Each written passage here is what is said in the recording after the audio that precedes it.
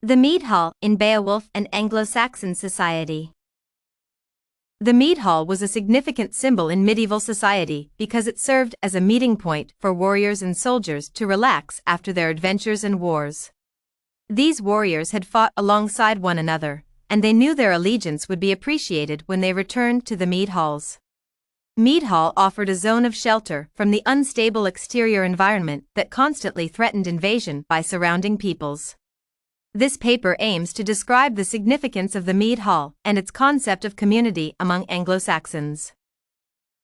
Mead-halls were transformed into emblems of authority, serving as a showcase for monarchs to demonstrate their gold jewelry, armor, money, and even their manpower, among other things. The Mead-Hall served as a gathering place for feasts as well as a place for the soldiers to rest at night.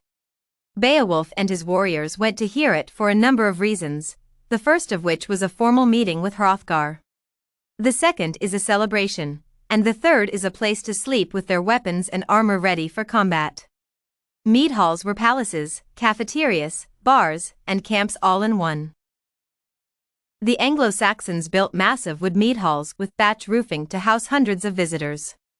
The windows were not made, and only a maximum of 1 or 2 entry doors were available.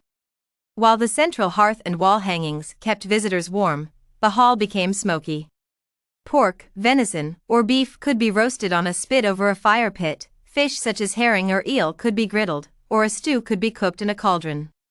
Rye or wheat bread was prepared in a clay oven, fruits including plums, and vegetables such as peas, beans, carrots, and cabbage preceded the dinner.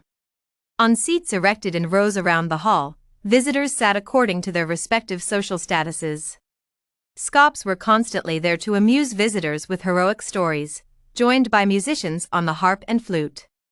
At West Stow in Suffolk and Yevering in Northumberland, remnants of Anglo-Saxon halls have been discovered, and efforts have been made to recreate them.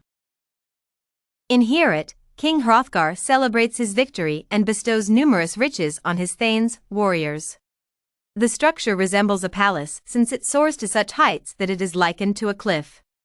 At the same time, the gables formed like a hart's horns. Members of neighboring tribes contributed to the elaborate decorations and exquisite patterns. Additionally, the hall serves as a symbolic setting for Beowulf's first big fight, the conquest of Grendel. Grendel was well aware that he was striking at the core of Scyldings by invading the hall.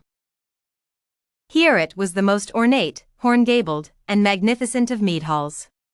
This is the impression that most readers have of the structure that is essential to Beowulf. The hall was a site of social structure and antisocial turmoil, where Hrothgar bestowed gifts.